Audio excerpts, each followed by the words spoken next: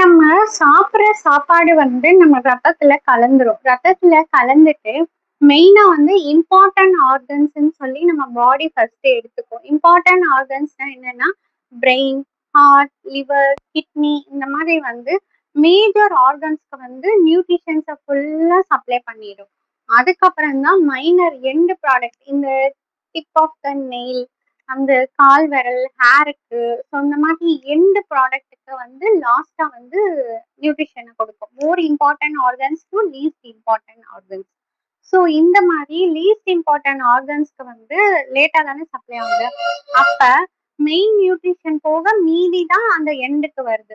அப்ப அந்த எண்டுல நம்மளுக்கு சேஞ்சஸை வச்சே தெரிஞ்சுக்கலாம் நம்ம பாடியில எனஃப் ஆஃப் நியூட்ரிஷன்ஸ் இருக்கா, இல்ல ஹார்மோன்ஸ் இருக்கா அப்படின்றத வந்து நம்ம தெரிஞ்சுக்கலாம். அது எப்படி தெரிஞ்சுக்கலாம் அப்படின்னு பாத்தீங்கன்னா, ஃபர்ஸ்ட் நெயில் வந்து உங்களுக்கு பாத்தீங்கன்னா எந்த ஒரு லைன்ஸஸோ ரிட்ஜஸ் ஒரு குழி மாதிரி ஒரு லைனா இல்லாத மாதிரி நீட்டா பிளெயினா இருக்கும்.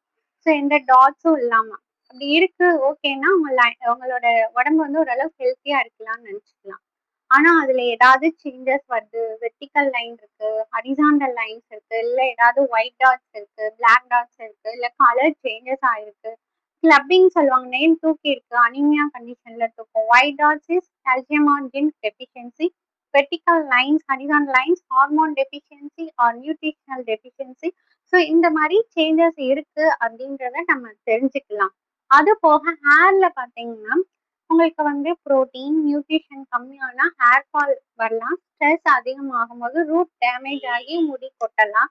ஸோ இந்த மாதிரி ஹார்மோன் சேஞ்சஸ், நியூட்ரிஷனல் சேஞ்சஸை வந்து நம்ம ஹேர் மூலியமாவும் நம்ம நெயில வச்சும் நம்ம வந்து தெரிஞ்சுக்கலாம். ஸோ அதுல ஏதாவது மாற்றம் வருதுன்னா இனிஷியல் ஸ்டேஜே நீங்க நோட் பண்ணிட்டீங்கன்னா அதுக்குரிய ஸ்டெப்ஸை உடனே எடுக்க ஆரம்பிச்சிட்டிங்கன்னா அது வந்து சிவியர் ஆகாது. ஒரு சிலர் அசால்ட்டா விட்டதுக்கு அப்புறம் தான் அது நாளுக்கு நாள் போக போக வந்து ஜாஸ்தி ஆகும். அதனால ஆரம்பத்திலே வந்து அது என்னன்னு பார்த்து நீங்க வீட்லயே மெடிசின்ஸ் எடுக்கணும் இல்ல. வீட்ல வச்சே அதை கரெக்ட் பண்ணலாம். ஹார்மோன் சேஞ்சஸ் வருதா எக்ஸசைஸ் பண்ணுங்க.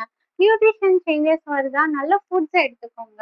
ஃப்ரூட்ஸ், வெஜிடபிள்ஸ் அந்த மாதிரி எடுத்துக்கோங்க. இட்லி, தோசையை கம்மி பண்ணிட்டு கார்போஹைட்ரேட்ஸை கம்மி பண்ணிட்டு மோர் ஃபைபர், ஃப்ரூட்ஸ் அந்த மாதிரி எடுத்துக்கிட்டிங்கன்னா உங்க உடம்பு ஆரோக்கியமா இருக்கும்.